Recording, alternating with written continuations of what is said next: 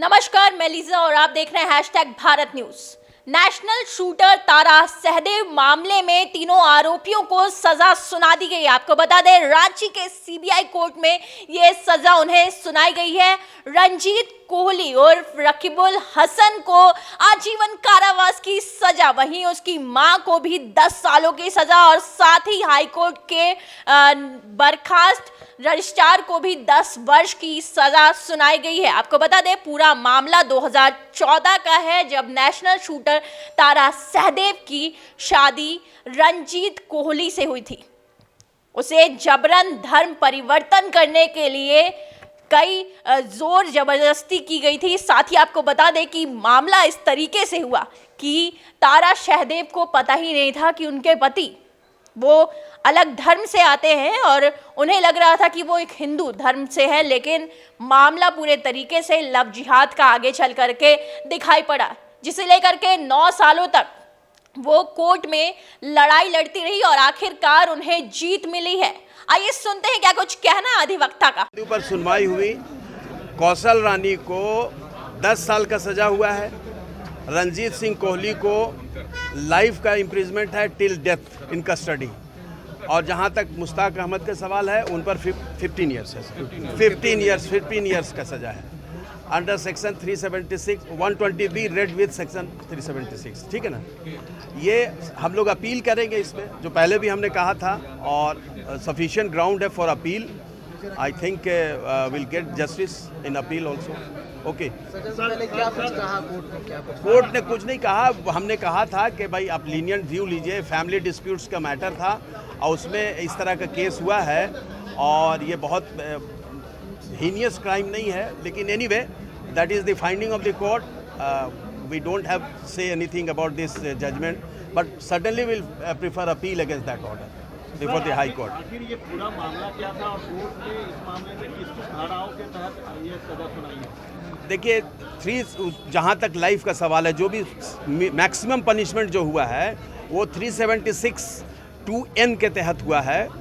तो उस सेक्शन के अंदर में मिनिमम पनिशमेंट 10 ईयर्स का है, तो 10 ईयर्स वो पनिशमेंट दिया गया है। लेडी जो है, चूँकि उनको ओल्ड लेडी हैं और एलिंग लेडी हैं, उनको और रह गए बात अदर लोगों को, तो मुश्ताक अहमद को 15 साल का सज़ा दिया गया है अंडर द सेम सेक्शन, और रंजीत सिंह कोहली को लाइफ दिया गया है और भी नेचुरल डेथ। हाँ, तो क्या केवल इसमें घरेलू हिंसा या फिर धर्म परिवर्तन और जबरन इस तरह की कोर्ट का ये एलिगेशंस हैं और इस पर जो है कन्विक्शन हुआ है। हम लोग देखेंगे, हम लोग अपील फाइल करेंगे। आप इतना तो डिटेल, अभी तो जजमेंट आने दीजिए। अभी जजमेंट सडनली हम लोग हाई कोर्ट अपील करेंगे। हम लोग हाई कोर्ट में अपील क्या कुछ कहा धर्म परिवर्तन को लेकर के या फिर जो बलात्कार वगैरह की जो बात नहीं, अभी जजमेंट की कॉपी हमें नहीं मिली है, इसलिए माइन्यूटली उस पर कोई भी टिप्पणी करना मुनासिब नहीं होगा। Let us see that judgement आने दीजिए, कॉपी मिल जाएगा, फिर हम लोग अपील फाइल करेंगे।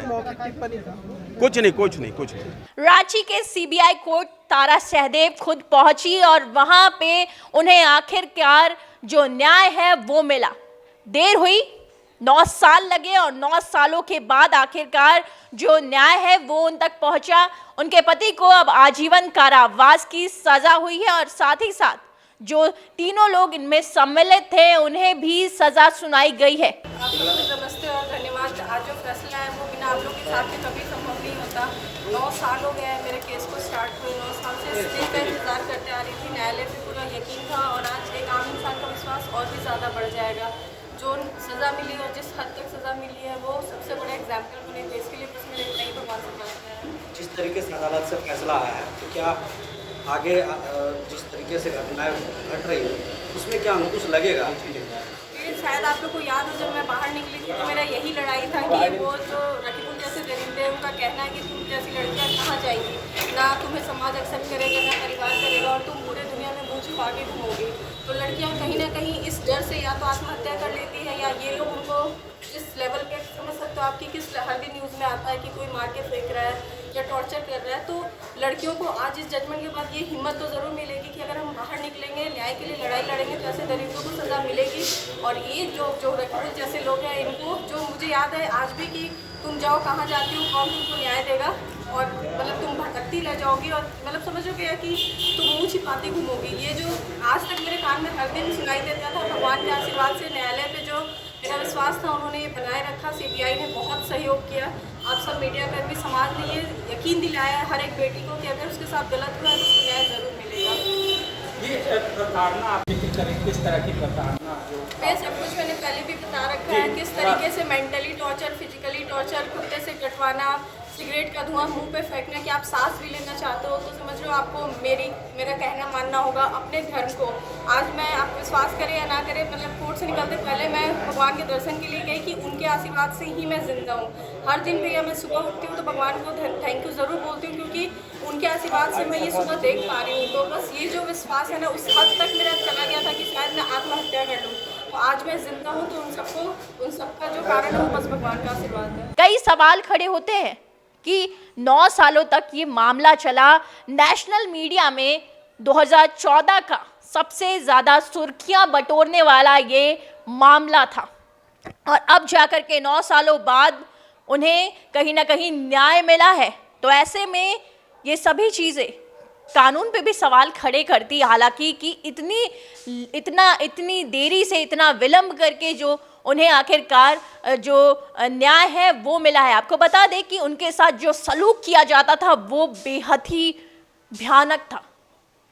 उन्हें जिस तरीके से उन पे दबाव बनाए जा रहे थे धर्म परिवर्तन को लेकर के, लगातार उनके पति रंजीत कोहली के द्वारा और उनकी माता के द्वारा जिस तरीके से तारा शहदेव को प्रताड़ित किया जा रहा था, दहेज साथ ही साथ धर्म परिवर्तन के लिए उन पे दबाव बनाया गया था। हालांकि उन्होंने इन तमाम चीज़ों को करने से इनकार किया और उनके साथ जानवरों जैसा सलूक भी किया गया था और उसके बाद अब जाकर के उन्हें एक तरीके से न्याय मिला है। ऐसी तमाम खबरों के लिए बने रहे #भारत न्यूज़ के साथ। कैमरा पर्सन सुजीत के साथ मैं लीजा, #भारत के लिए रांची से।